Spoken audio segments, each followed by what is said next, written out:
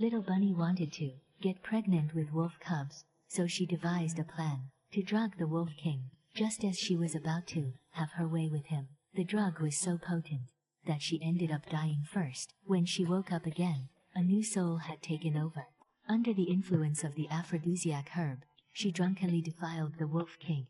When she came to her senses, she realized she had transmigrated to a prehistoric beast continent, inhabiting the body of a female rabbit with the same name. After sorting through the original host's memories, she couldn't help but curse.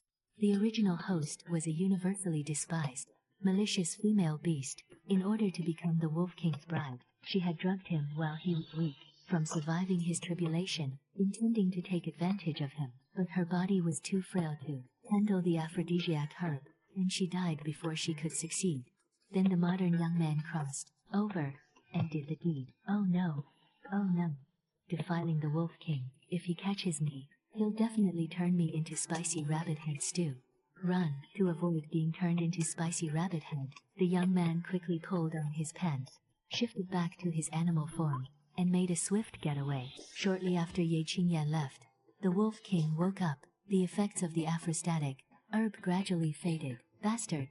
You think you can take advantage of me and just run away? Not that easy. An overwhelming pressure radiated outward, turning everything around, plants and animals alike, into ice sculptures. Several subordinates rushed over at the commotion, their faces pale. My king! What happened? A female was here last night. Find her, dig 3 feet deep, if you have to. Wolf King Yu initially intended to have his subordinates kill her on sight, but thinking back to the feeling of that warm, soft body in his arms, he suddenly changed his mind. When you find her, bring her to me.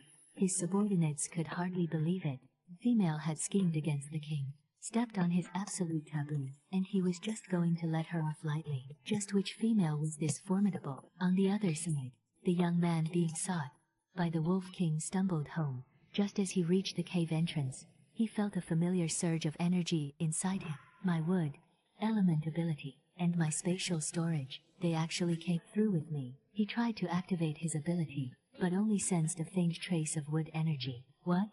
It regressed to its initial state. Well, there's plenty of vegetation here. I'll recover gradually. His stomach growled loudly. Qingyan rubbed his belly. After a whole night of chaos, he was starving, but the house was bare, with only a small piece of dried lean meat hanging. His elder brother Yurong, seeing his little sister return, quickly said, "This is the beast meat Uncle hunted yesterday. I'll roast it for you to eat." The original host's father had passed away long ago. Her 2 brothers, one was sickly and weak, the other unconscious. The whole family relied on their mother alone. Fortunately, their uncle was the chief of the rabbit tribe and often helped them out. But no matter how much or how little food there was, their mother and brothers always let her eat first, doting on her immensely. But that little bit of lean meat wasn't enough to fill his stomach. Qingyan remembered the river he'd seen on the way back and suggested taking his brother fishing for fish beasts. Here, beasts called fish spine beasts, because they were covered in spine. Not only hard to eat, but also prone to causing injury. But fish were a good thing, delicious and nutritious. The river was close to the tribe, so getting fish from there was convenient. More importantly, the fish here were generally huge. Looking at the big, fat fish in the river, the young man's eyes lit up. Yurong didn't understand why his little sister wanted to catch these spine beasts, but as long as she was happy, he'd go along with it.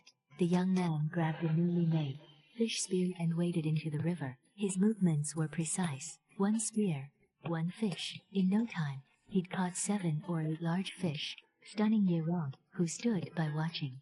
Since when did his little sister become so skilled? He threaded the fish with grass rope and carried them back. Along the way, he gathered plant essences to enhance his wood ability. He also got lucky. A wild chicken ran into a tree, and he picked up a few eggs no one wanted. Back home, Qingyan taught Yurong how to process the fish.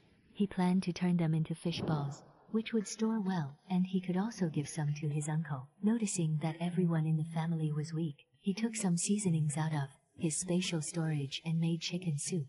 His mother, Yishin, smelled the aroma as soon as she reached the cave entrance. Today's hunt had encountered a fierce beast.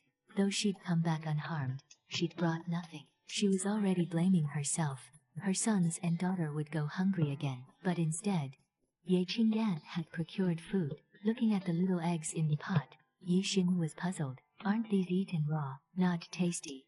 They fill the stomach when you're hungry. But when she saw the peeled, translucent eggs, she felt her understanding of the world shaken. The young man wrapped an egg in a leaf and handed it to his mother. Yixin ate it skeptically, and her eyes widened. So this is how good it tastes. Then, she tried the cooked fish balls. The delicious flavor made her forget to swallow for a moment.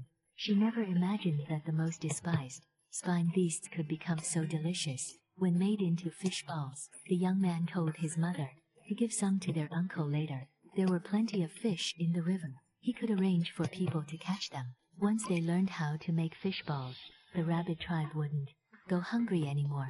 Qingyan was grateful. His uncle's help had gotten the family through the hardest times.